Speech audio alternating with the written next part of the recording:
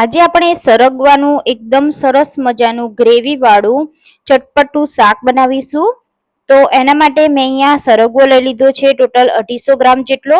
તો સરગવો આ રીતનો જાડો હોય એવો લેવાનો, જેથી એમાં પલ્પનો ભાગ વધારે હોય છે, જે ખાવા માટે બહુ જ ફાયદાકારક છે.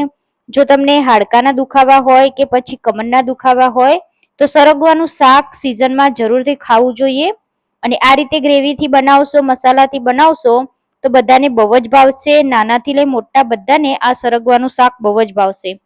તો એના માટે મેં અહીંયા સરગવાને આ રીતે છાલ ઉતારી અને છોલી લીધો છે, અને એના મીડિયમ સાઈઝના ટુકડા પણ કરી લીધા છે. તો સરગવાના ટુકડાને આપણે બાફવાના છે. તો બાફવા માટે અહીંયા મેં કુકરનો ઉપયોગ કર્યો છે. તો કુકરમાં ફક્ત આપણે એક જ વિસલમાં સરગવાની શીંગો બાફવાની છે. તો આપણે અડધા ગ્લાસ જેટલું પાણી અને સ્વાદ મુજબ મીઠું, ચપટી જેટલી હળદર એડ કરી દઈશું. તો મીઠું આપણે આ રીતે બાફવામાં એડ કરીશું તો સરગવો આપણો મીઠો લાગશે.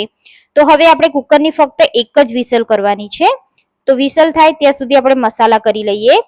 તો આ રીતે તમે મસાલા કરશો ને તો તમારો શાકનો ટેસ્ટ ખૂબ જ સરસ આવશે. તો મેં અહીંયા લસણ લીધું છે, આદુ અને 2 થી 3 લીલા મરચા લીધા છે.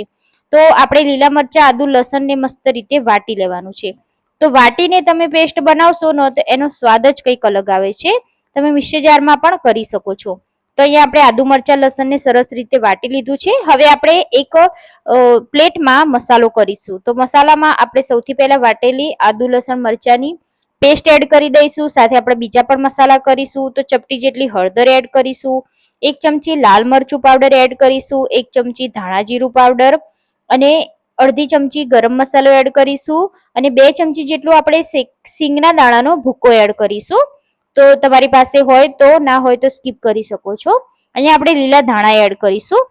બધું સરસ રીતે મિક્સ કરી લેવાનું છે. તો આ રીતે તમે મસાલો કરશો તો તમારો શાકનો ટેસ્ટ ખૂબ જ સરસ આવશે.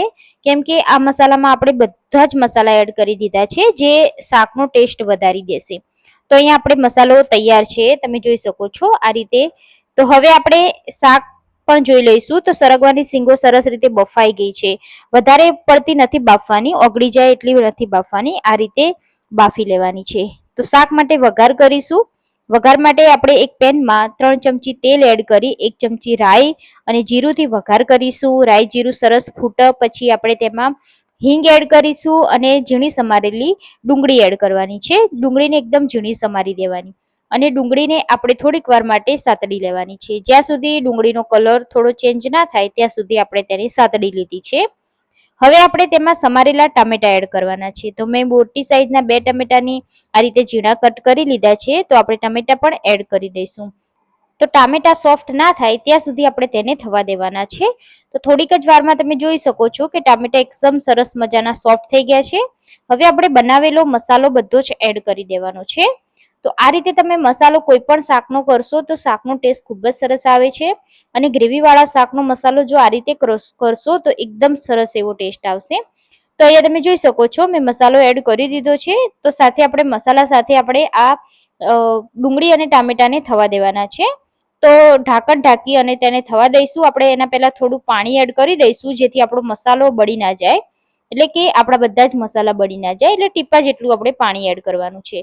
તો મેં અહીંયા સરસ મજાના આ ગ્રેવીને પકવી લીધી છે. તમે જોઈ શકો છો એકદમ સરસ તેલ છૂટું પડી ગયું છે અને મસાલા પણ એકદમ પરફેક્ટ રીતે કૂક થઈ ગયા છે.